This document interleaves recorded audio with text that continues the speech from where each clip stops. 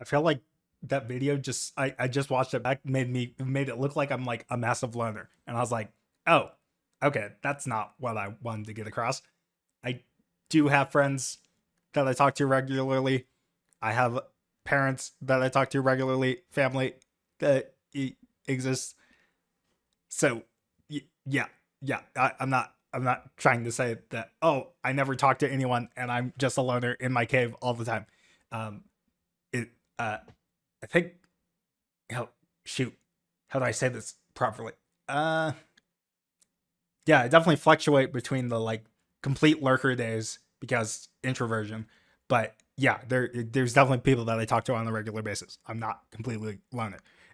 Okay. Anyway, just wanted to get that point across. Bye. All right. Here's a podcast that's probably going to take a lot of editing because I haven't fully thought through anything like this, and I think the conclusion, and again, I always come back to this, but the conclusion probably seems like gotta have to start going to church again. But I there's a thing that makes me not like that conclusion, and it's probably because I still want to hold on to the materialist notions of things. And if you actually want to be a proper Christian or any most religious frameworks ask of you to do something.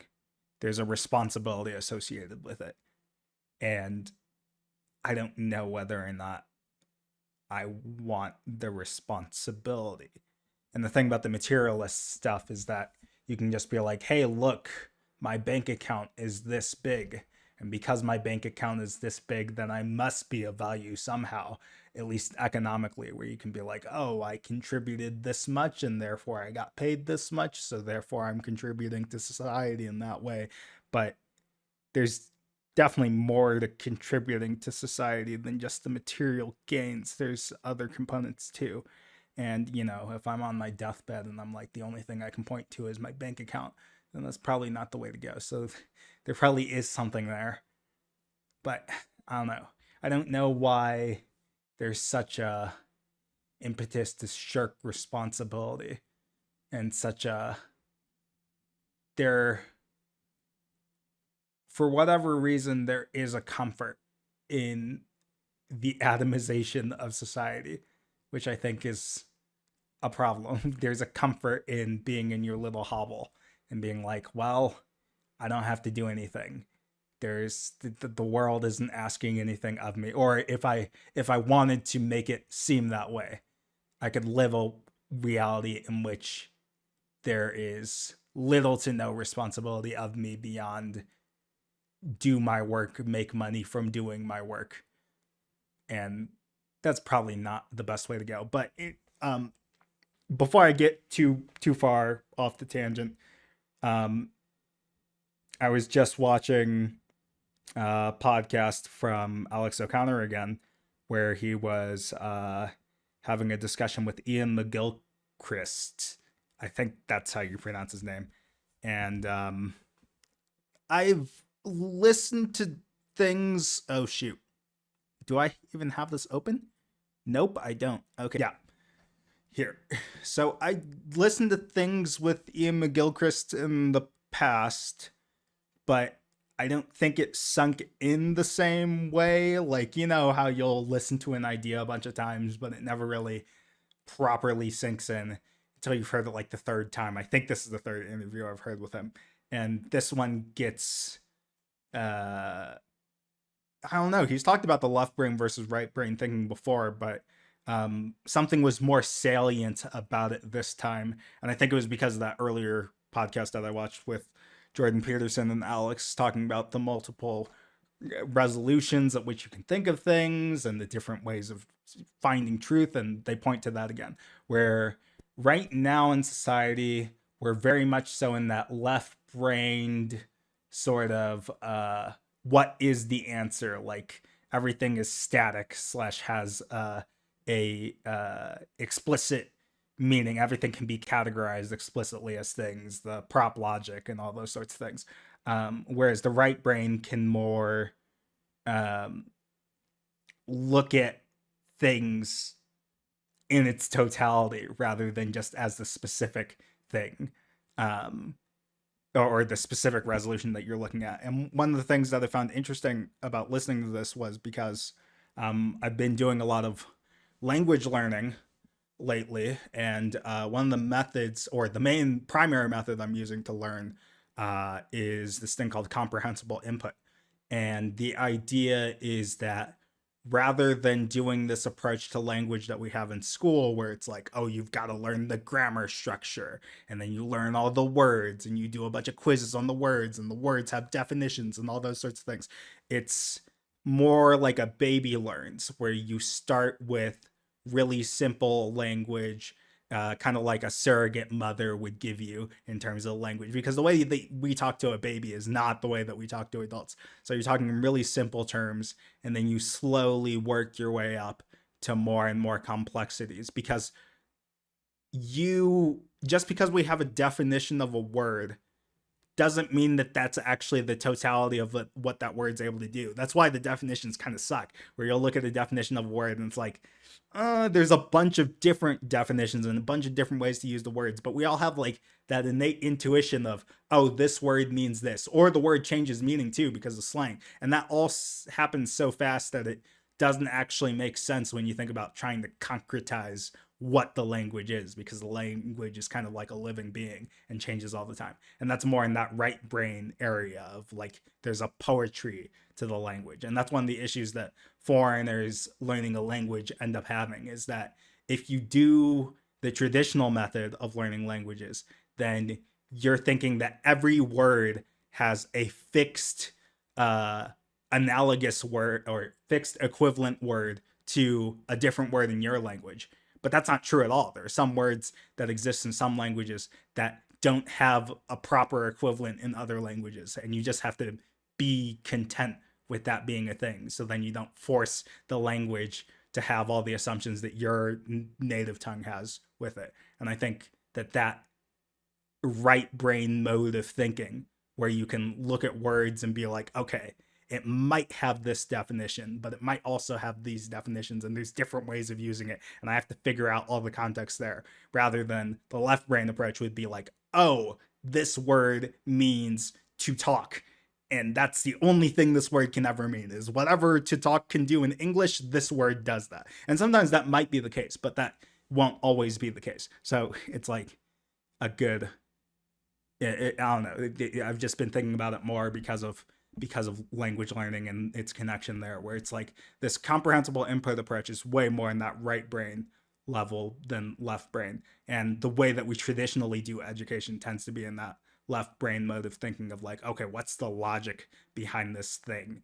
And what are the roots of the English language? Like, anyone that's ever done an English class where you have like the vocab quizzes and all that stuff, that's a load of bullshit. It's just like, no, that's not, you don't write a good essay because you read the thesaurus for the word that you're looking for and you're like, that's the word that I want, and you do it that way, because you're not going to use the word in that poetic way.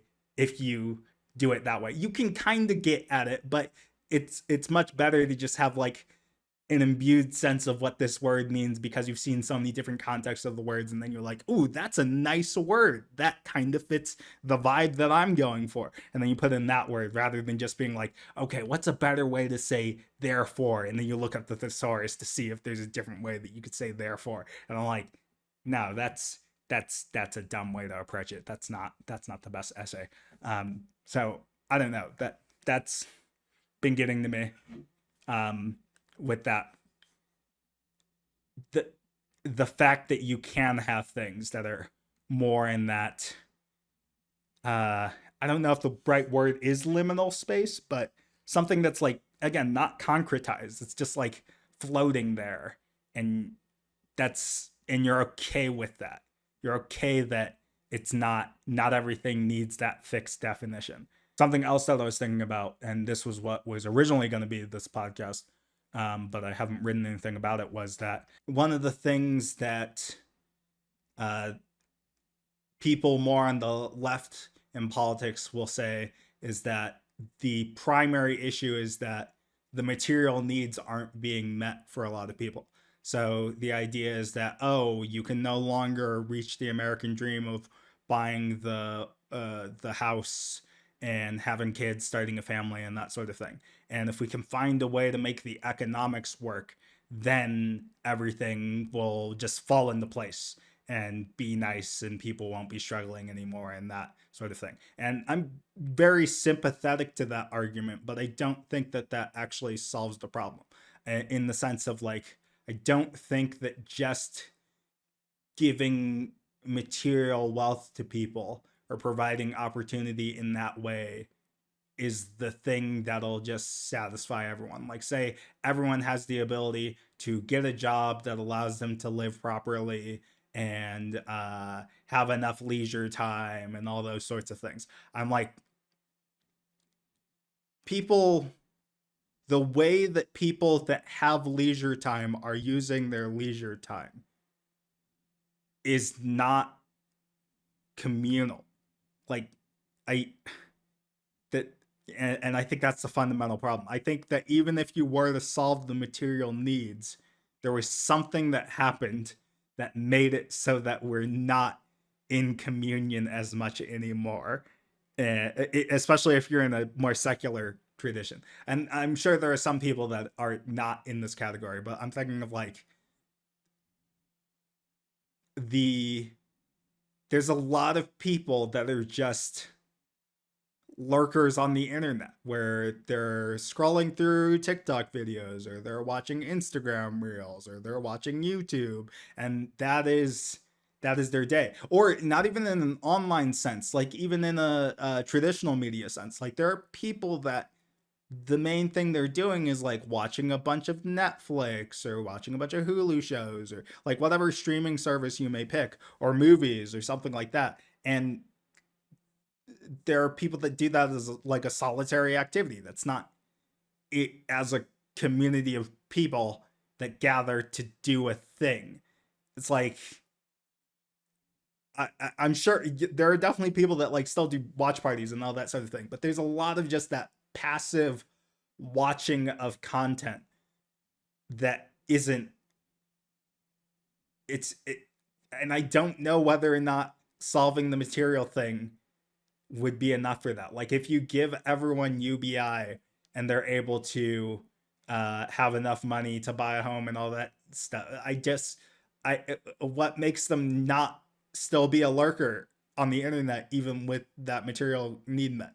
Like, I just don't understand. Like, you might argue that, okay, if I am a retail worker and I have my minimum wage job and that's all I have, and then the only things that I can spend on, because I make such a low wage, are the entertainment, like subscription services and that sort of thing, then you could say that that's the issue, where they can't pay for the luxury of doing the other things. And it's like, okay, when we had communal things in the past, was it the case that that was a large financial burden to just like have a gathering where people can like go and have dinner together and that sort of thing? Like, I don't mean eating out. I mean just have it is making dinner for a large group of people and just doing that. Like, is that limited by the affordability of the thing? I feel like it's not, especially if people pool together their resources. Then yeah, the cost is nothing at that point. It's the same thing as like anytime you have a potluck dinner, then everyone's bringing their own thing, and then all of a sudden you have more food than you can even feed the whole people. So, and because the people going to the potluck are usually of like wide varieties in terms of their socioeconomic status, then they all bring different things to the table, and some things might be disproportionately bigger, but that's okay because that person can provide that because they have the more material wealth, and then that allows everyone to be lifted up. And that's like that, but that's a communal thing. I don't see a equivalent way of doing that without it being like, oh, okay, we all know each other, and because we all know each other, we have the trust built of this community, and now we're going to do this thing. Like, can you have government sanctioned community? I don't think you can do that. And then again, if you just throw money at the problem, it's like, okay, so you threw money at the problem and now they can buy more food, but they don't need to be part of a community in order to get that food. so they could afford DoorDash and all. Like, it just allows you to be even more in the isolated, uh, uh, atomized community of just like, okay, I'm in my bigger pod now because I can afford a house, and now in my bigger pod I'm doing what I would have done in the smaller pod. And it's like, I don't know whether the issue is purely material or not. Like, if you were to just throw money at the problem, would it solve the communal problem? Because the communal problem is important in the sense of, if you don't have community, what is the point of your life? If you don't have friends, if you don't have family, if you just don't have anyone that you could like call in an emergency, what kind of life is that? Is that a life worth living? It just doesn't seem to me that anyone thinks that that's true. Now, the people that are like sedated, where they're like, oh yeah, I'm able to watch my shows and I have people that I talk to on the internet or things like that, that might suffice, but that's not the full gamut. It's just not. I just don't think it is. uh I don't really have a good explanation for why. I would just suppose that, or in my anecdotal experience, I would say that in person stuff is by far the highest fidelity content in terms of dealing with people. It's just like, there's something there that's just so much nicer than in a digital realm. Like, I prefer calling over text. Um, if I can do a video call, even better, but the video call is still missing so much stuff, where if you're talking in real time and you're like interrupting each other, you can't get, because there's the slight enough latency. And then there's also the issue of, when you're hearing audio in your headphones, it's all turning into one audio wave, so it doesn't really work as well as when you're like in a room and you're able to like easily more easily hear, and then you can have more of that, like, oh, let me cut you off for a second so that I can bring up my point or something like that. Now, admittedly, people would be like, oh, you shouldn't cut off people in conversation, but I don't know, there's something about that. And then not even to mention like body language and things like that. And I have no idea how much smell contributes to when you're talking to other people, but I don't think materialism is enough.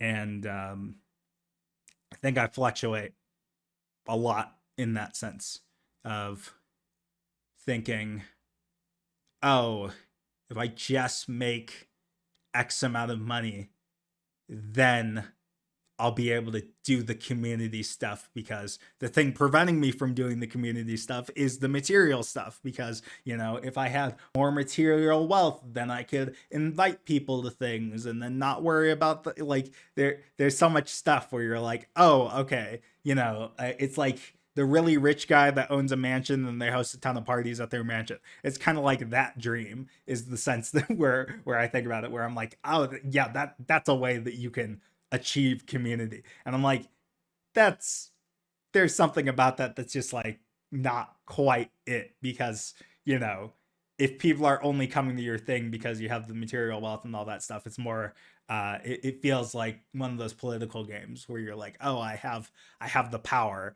to bring important people to me and all that sort of thing. So that might not be the correct approach, rather than just being like, okay, how do you just normal dude do it where you're not rich as fuck? And the only thing that seems to be a way to do that, as far as I can tell, is religious communities. And that still annoys the crap out of me, because I don't know, there's just something that makes me uncomfortable about it. And the discomfort might very well just be the responsibility, where you're like, okay, I have more obligation here than I'm willing to grapple with. Ah. Oh, I left it on this screen for too long. I should have been on this screen.